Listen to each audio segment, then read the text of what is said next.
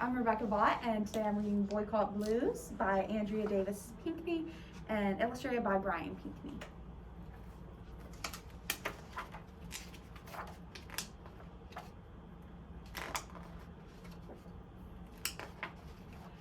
Child, child, you have not known weary till you have walked in my shoes.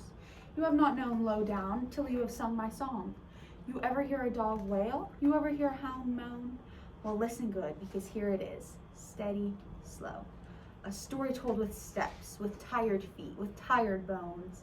I'm going to tell you the story with my guitar, so you don't forget, so you know how it goes.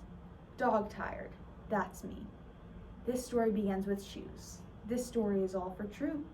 This story walks and walks and walks to the blues. It was December 1st, 1955, when the blues came to call. The same day Jim Crow flew in waving his bony wings. Bony wings and all, Jim Crow landed with a will. Yes, he did, child, yes, he did. Jim Crow was segregation, laws that said black people and white people could not mix.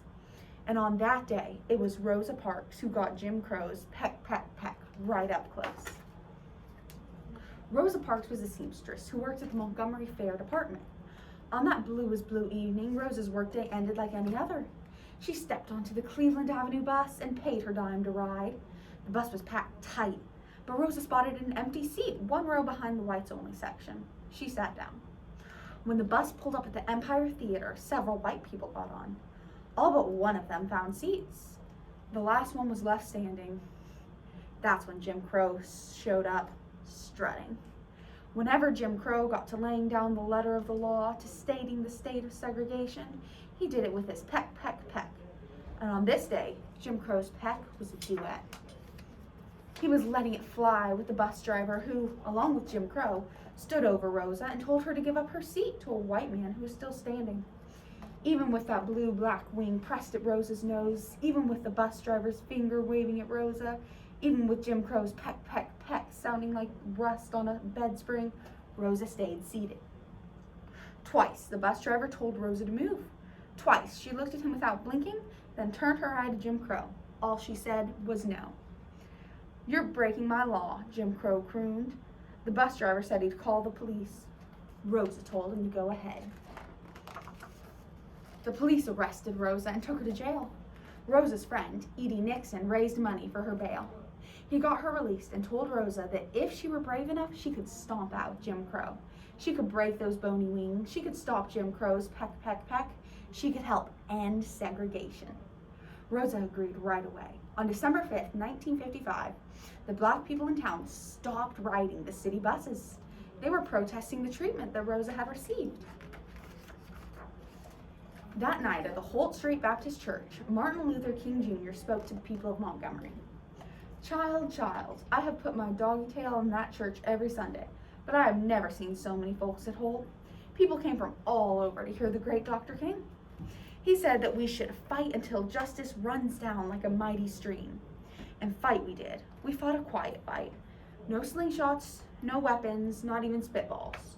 We fought with our feet. We said, if you don't, we won't.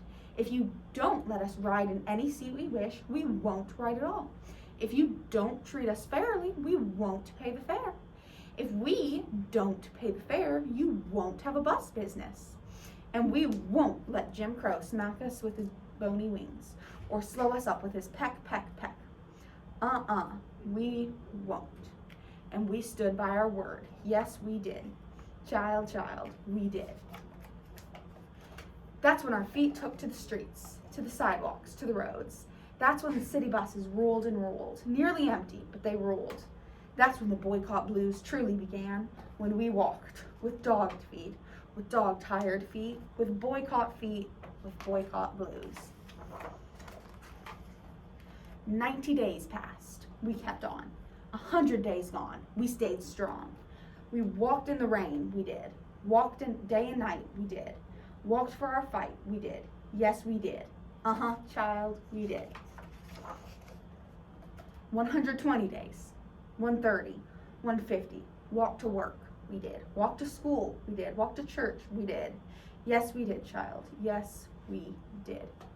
180 days of walking, 100 degrees in the shade, sidewalks steaming, sweaty faces gleaming, hot dust rising off the roads, and the buses rolled and rolled. When the blues turned so blue, hot, that they turned our beat to a deep blue shade of determination, we found a way out of no way. We found other modes to get to where we needed to go. Soon, instead of walking, we rode. Rode with our friends, we did. Rode with kind strangers, we did. Rode past those empty buses, we did. We did. Yes, child, we did.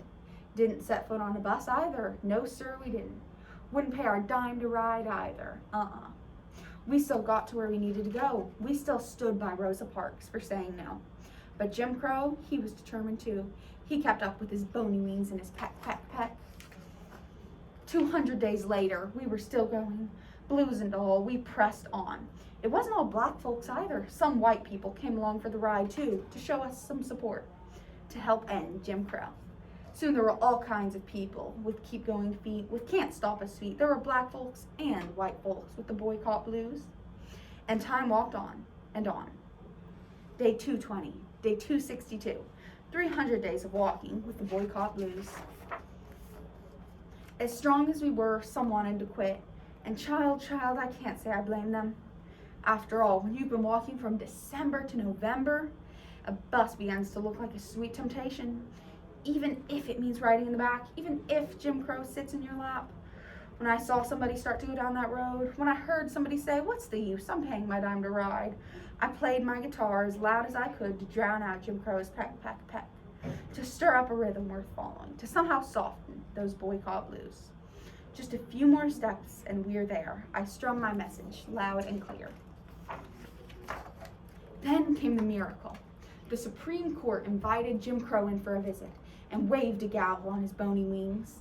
The judge in the courthouse said, "Jim, you're all wrong." Right then, Jim Crow grew tired. His bony wings started to ache. His peck, peck, peck began to lose its point. Oh, child, that was a happy day. On November 13th, 1956, when the Supreme Court struck down the segregation laws, the bus drivers of Montgomery, Alabama were forced to say, "We will. We will let black people sit wherever they want on city buses. We will not practice segregation anymore." And the black folks of Montgomery said, "We will. We will pay our dime. We will ride with pride. We will sit on the front of the bus and enjoy our view of justice." On December 21st, 1956, the law was made official. Soon after, black people had a front row seat right behind the driver. So did Rosa Parks. That was day 382 when Jim Crow flew away. He had no more power in Montgomery. It was the blues that got us through. It was the blues that helped our stride. Because blue is a so fine color when it's painting the sky. Blue is the promise of possibility when it's coming on as the dawn. Blue is all beauty when it's flowing through a sea of hope. Now segregation was a loser's croon, and child, we rejoice. Our lowdown tune changed to a celebration song. So child, that's the end of my tale. Now you know how it goes. Now you see the power of won't stop shoes. Now you know the story of the boycott blues. Time to hightail it home. Bony wings, adieu. Peck, peck, peck, later for you. Bye bye, boycott blues. Happy Black History Month.